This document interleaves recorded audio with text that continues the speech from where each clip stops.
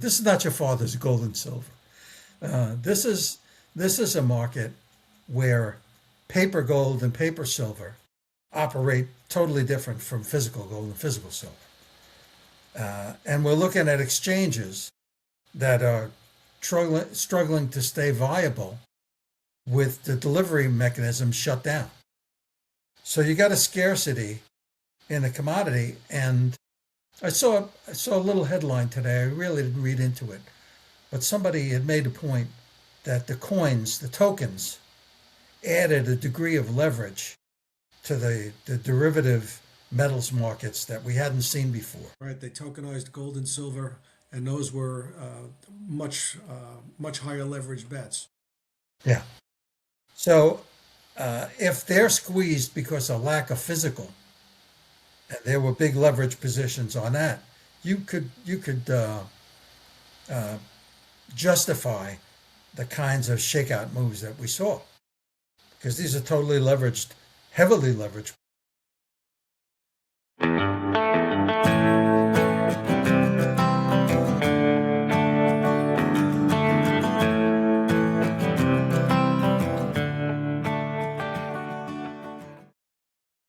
Hey, everybody, welcome back to Markets and Madness, the place where we discuss the madness that occurs when economics, politics, and personalities all move in different directions. Tim and I again today, and we've certainly had a wild ride, Tim, in the last week.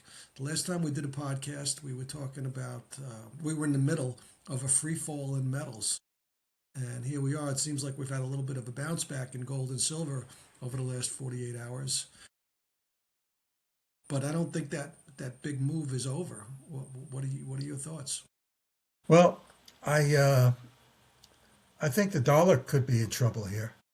Sentiment's changing quite a bit, um, and the dollar firmed up, and I bought some currency on Hmm. that, so I'm going to sit with that.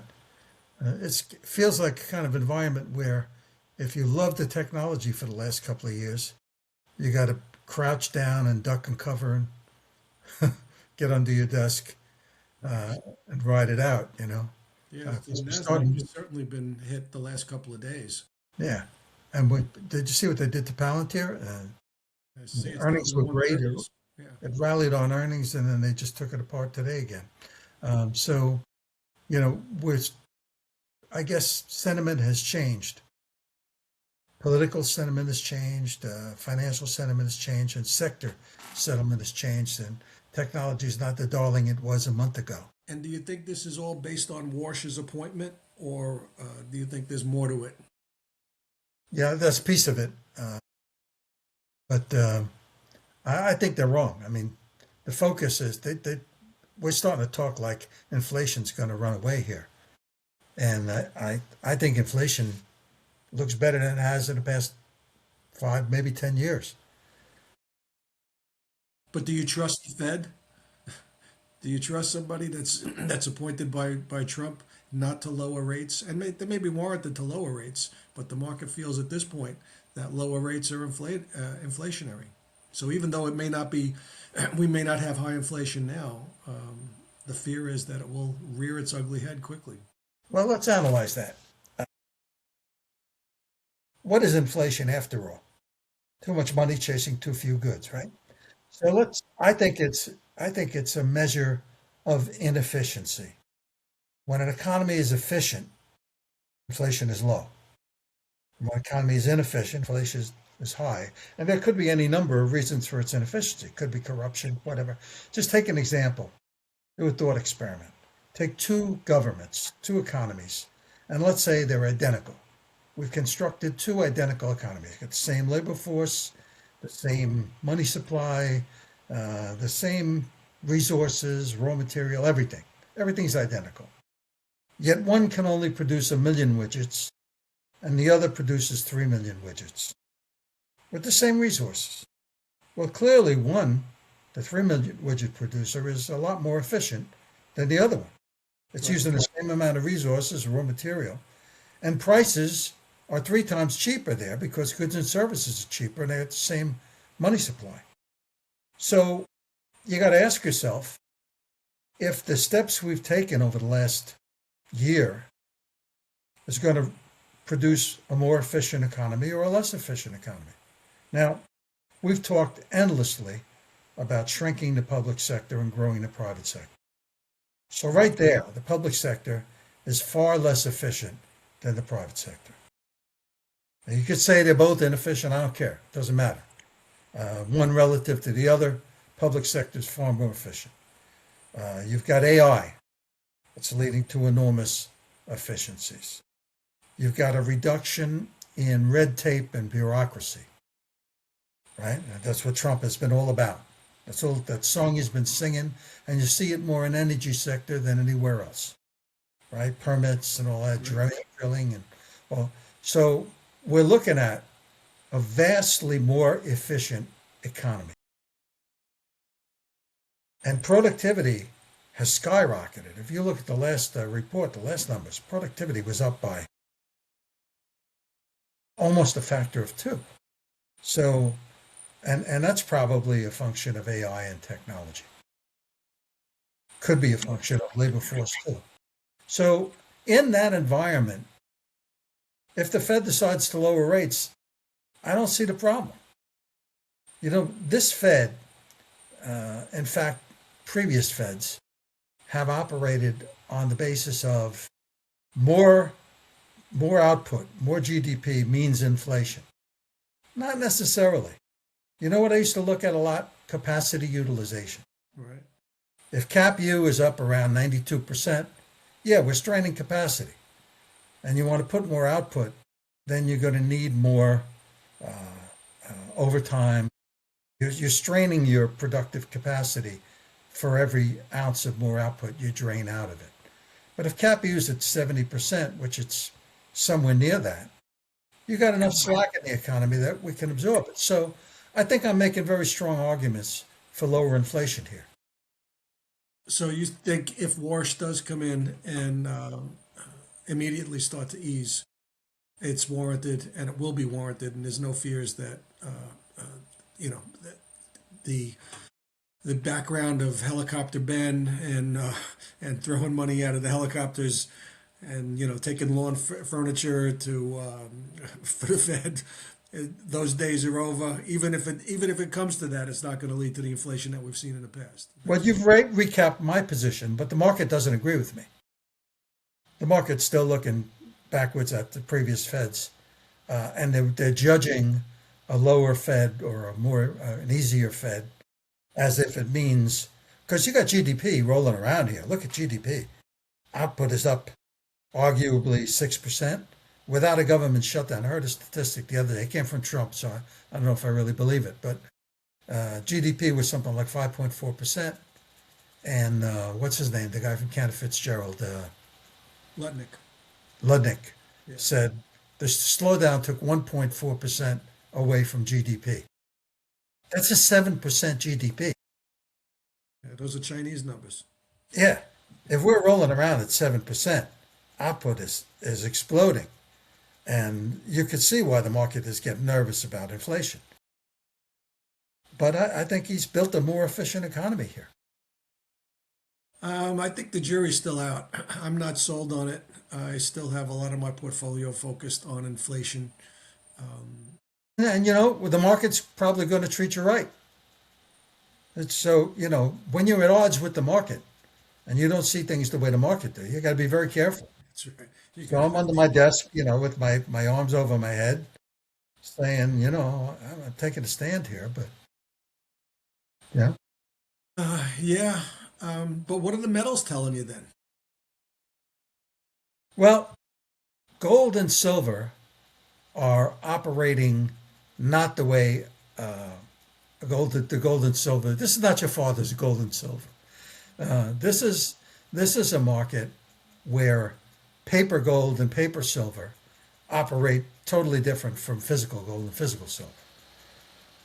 And we're looking at exchanges that are struggling to stay viable with the delivery mechanism shut down. So you got a scarcity in the commodity. And I saw a little headline today. I really didn't read into it, but somebody had made a point that the coins, the tokens, added a degree of leverage to the derivative metals markets that we hadn't seen before. Right, they tokenized gold and silver, and those were much higher leverage bets. Yeah. So if they're squeezed because of lack of physical, and there were big leverage positions on that, you could justify the kinds of shakeout moves that we saw, because these are totally leveraged, heavily leveraged positions. Now, So I can't look at gold and silver the way we used to look at it, because there's a scarcity in the underlying deliverable. and to your earlier point about GDP at 7%, and if we continue on, and AI and where that's going, a lot of this has direct impact on gold and silver. There's a need for gold and silver in a lot of these pieces, especially silver.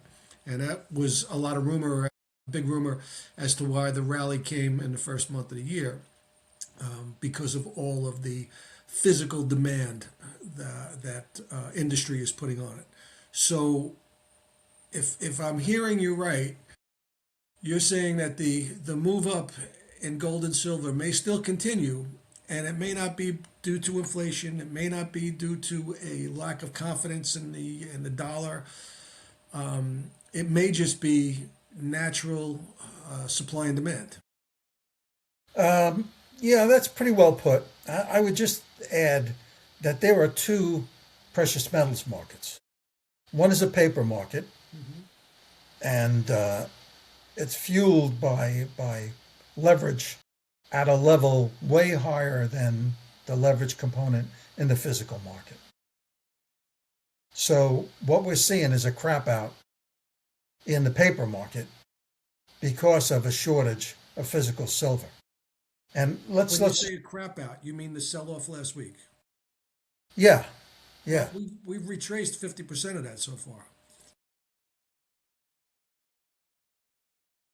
All right, let me put it a different way. Because gold was 5,500, went down to 4,200 or something like that, and now we're back up to 5,000, or at least we were earlier. All right, let me see if I can make my point a different way. Forget gold and silver as commodities for a second.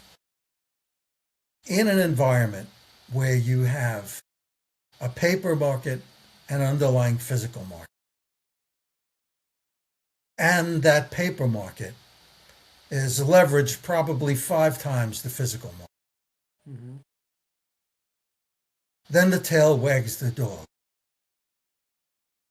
Yeah. And that's kind of what we've seen.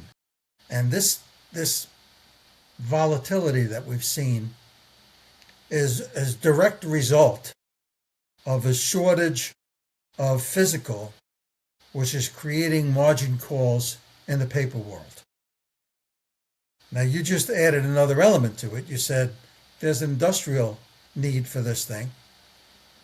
And that's all true.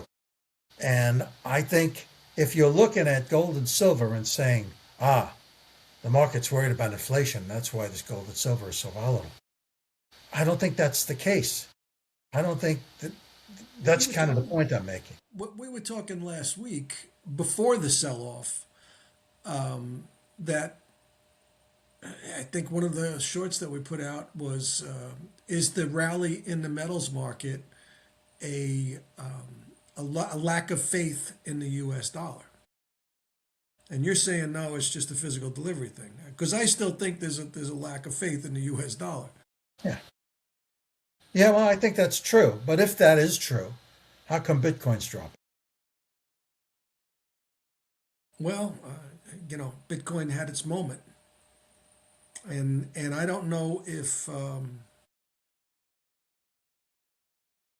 the fact that it has not been a store of value, something that doesn't go up on good news tells you that it's not going up. Yeah, I think that the point should be made here that there's what's actual and what the market believes. John Maynard Keynes said, "Don't tell me what the average man thinks. Tell me what the average man thinks the average man thinks." And the market market sentiment may or may not call the shots. I mean, I could say to you and be absolutely correct, XYZ is going to happen firm. If the market doesn't believe that, it doesn't matter whether or not it happens. I'm broke before it happens. And I think that's overlaying this conversation here. I think this market is looked at the run up in gold and silver, and it's added to this concern about inflation and a new Fed and Fed credibility. And, we talked about that last week. And I think the inflation piece of it, I don't see. That's all I'm trying to say. Yeah. Okay. I'm still fearful of inflation. I'm still part of the old guard. I'm still fearful of the dollar. So based on your comments, you're still bullish on the equity markets then? If you think 7% GDP is I wouldn't say a real number, but a possible number, you're very firm on the quality stocks that are out there. Well, I love the industrials. I love the consumer. Staples. Yeah, I guess. And I see salaries going up. I see a pretty good environment, but the market is not agreeing with me here. Clearly, sentiment has shifted. Yeah, I'm in that camp. I'm fearful of what the next 6 months can bring. Oh, I think you got to be very afraid because the market's leveraged. Well, Leverage has a funny way of making you do things you really don't want to do. we're in February now, and we're 9 months away from probably 9 months from today, from the midterms. And Gingrich the other night said if the election were held today, the Republicans would lose the House. that's sobering. Change all the Well, committees, change all the committees, and everything's changed. well, I'm not the only guy who heard that, and there's enough time to turn this boat around. I think that's what's going on in Minnesota. Somebody on social media that I'm friends with, a big conservative Trump supporter, Trump can do no wrong, put out a post saying, if you could vote for him again, would you? And a lot of people came back and said, I don't know what the other choice would be, but I don't know if I would. Wow. Yeah, I don't know if I would. And I think, you know, 40%, we've said this a number of times also, 40% love them, 40% hate them, and 20% scratch their head and think about it on a day-to-day basis. And now those 20% in the middle, I think, are starting to fear that, maybe he is turning into, I said this morning, he's turning into what we've been afraid of, the I know better, I know better than you, and I'm going to do it this way because I know better. And I think that's what the previous administration, or the previous two Democratic administrations were. We know better. And I'm fearful that Trump is getting into that mold. And he's going to do it his way regardless. He's going to go down with his ship. But I'm fearful of what that's going to lead to. And if we lose the House, lose the Senate, well, geez, you got 2 years of nothing. 2 years of more fighting. Yeah, well, they've been very successful at annihilating his character. And then, we've seen this movie before. Mm-hmm. Just so good at what's the word? Moral equivalency. You know that term? If you're trying to argue something and you're 90% wrong, if you can take that 10% and bring it into focus and have everybody focus on that 10%, you'll win the argument. And I think some of that's going on. It's not their motives are really party first and country Absolutely. second. Absolutely. It's, well, you look at somebody like Schumer. What is, you look at some of these clips from 20 years ago when he was saying, get the illegals out of the country. Hillary, get the illegals out of the country. Yeah, Sure. And now they're rioting in the streets to save them. I watched them today. Now this is, they would say, an 80-20 issue. It's more like 90-10. The country wants, all the polls say it, the country wants voter ID. They want legitimate elections. Yet Schumer went on camera, and I saw him today with his head down, talking about this SAVE Act, this voting, it's a voter ID Act, basically. And he called it Jim Crow 2.0. And I thought to myself, you are so far out of step with the country, but it doesn't matter. It doesn't matter. They managed to be able to bullshit you yet again. It's like listening to the guy talking about the Giants, saying, Joe, the Jets. Jets are going to have a great year this year. And they bullshit you into believing they're at least going to win half their games. Right. And it's just, every year, the same thing happens. Yeah, he's speaking to his 40%. There's no doubt about it. He's speaking to his 40%. But how we,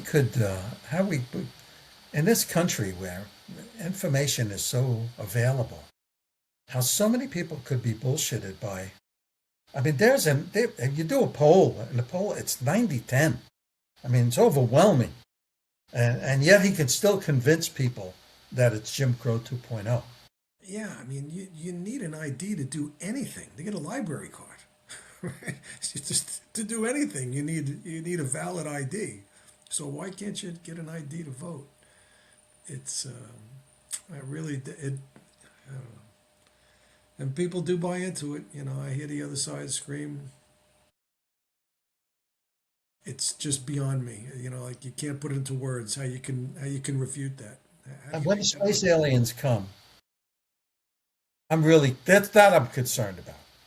Because, if I were a space alien and I were capable of traversing interstellar distances, and I got here, I'd look around and say, let's get rid of these assholes. We just, they're just too stupid to live. Well, Musk is going to make that happen soon enough, right? It could be. He might be one of them for all we know. Musk is going to make that happen. All right. Well, this has been a fun podcast, and Yeah, we haven't anybody solved anything. listening, I understand your point about inflation. I'm on the other side for now, but we'll see how the numbers well, go. I think the market could agree with you, and that may be an opportunity if I'm right. All righty. Well, have a great afternoon, and Okay. Be well. talk to you next week.